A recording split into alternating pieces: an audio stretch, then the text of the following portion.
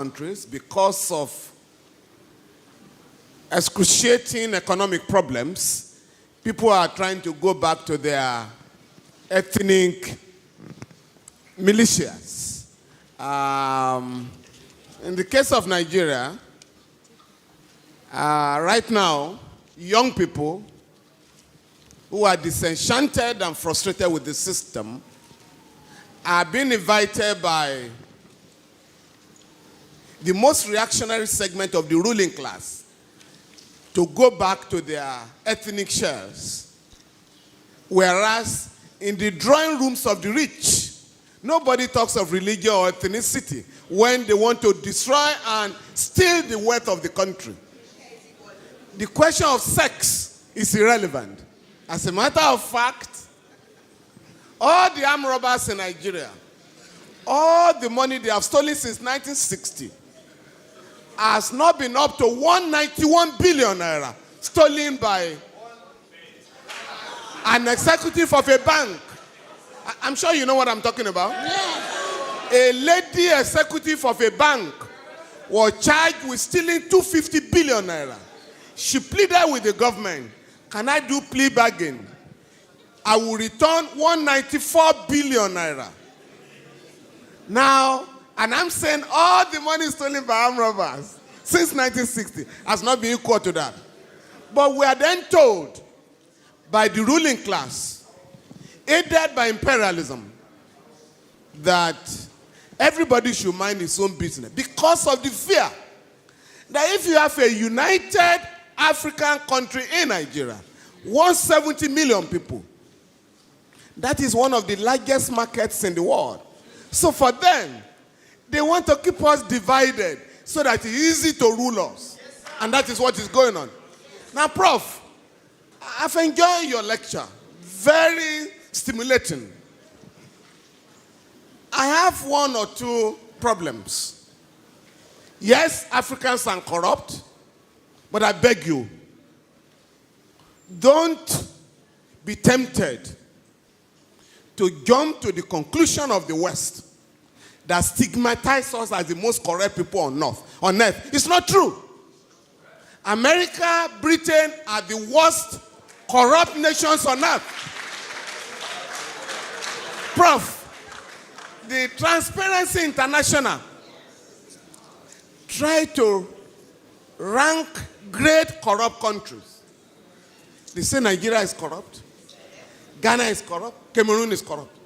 But Switzerland, that warehouses all corrupt money in the world, is never in that reckoning. Secondly, sir, and I think that was the point Nkrumah was making, neocolonialism, the last stage of imperialism. Corruption, we must know, sir, is a manifestation of corruption. Because, like Fela said, Fela once asked me, I feel like you are a professor of law. Fela said, Femi, with all this your funny law, now, where did you get the idea of fraud from? Money laundering. If the Western people were not stealing, there would be no word like fraud. No word like stealing. But Fela then warned us, don't accept their language and their ideology. When you say money laundering, Fela said, what is money laundering? But if you say a man is a thief, in the school, his children will be ashamed when you say your father is a thief. But when you say the man is engaged in money laundering, it means nothing. Please.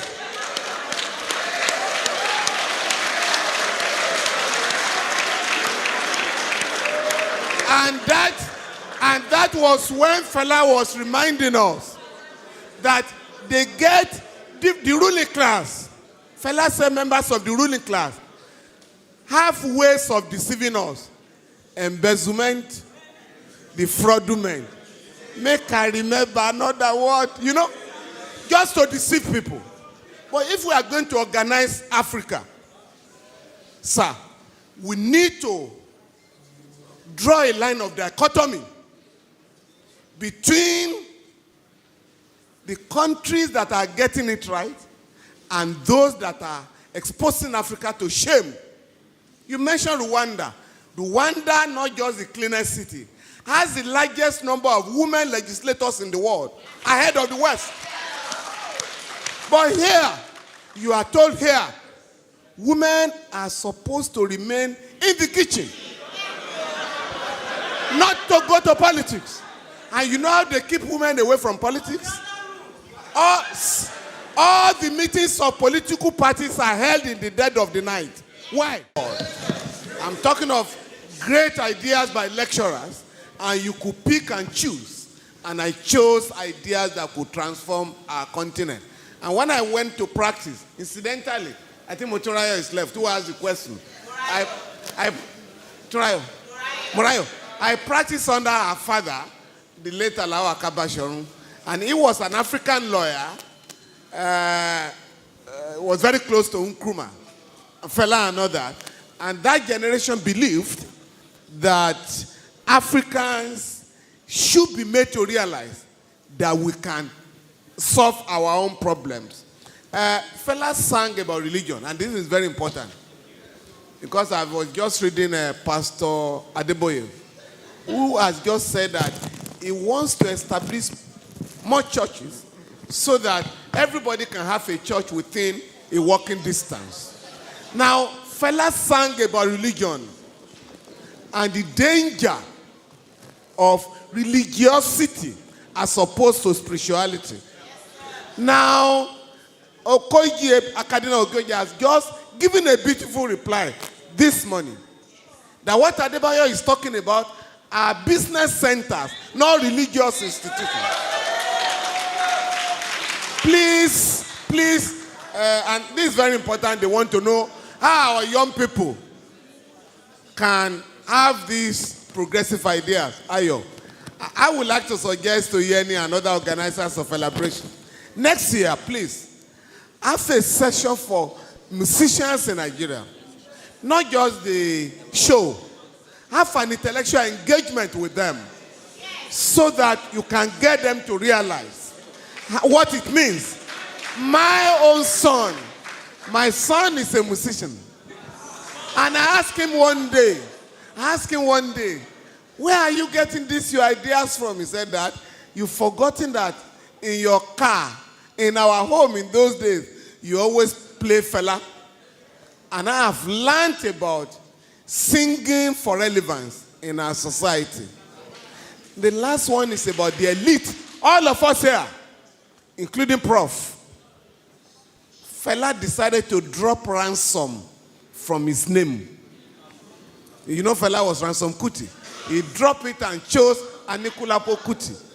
And that influenced many of us to also change our foreign name. Prof, by the way, I was also a Patrick, like you. Now, but I've thrown away that. But on our children, all of us can decide today. Because Prof made the point. We are all proud. When a friend visits you and you say, greet your uncle, you speak the same language. That does not happen anywhere in the world. The late Femi called my house one day. My last girl picked up the phone and said, who is speaking, please? And Gani said, please give the phone to your father. Is that not Femi Falana's house? The girl said, yes. Why are you speaking English to me? And I had to apologize. He didn't know you were, sir. In my home, my wife and I decided, since we didn't learn our own English in school, at home, we're never going to speak English to our children at home. Now, that has paid off. Contemporary and friends of my children ask them now, where did you learn your Yoruba from? And I think all of us can decide to teach our children our native language. When we were in school, it was prohibited. They call it vernacular. If you spoke Yoruba in my secondary school, you would go for 2 weeks suspension.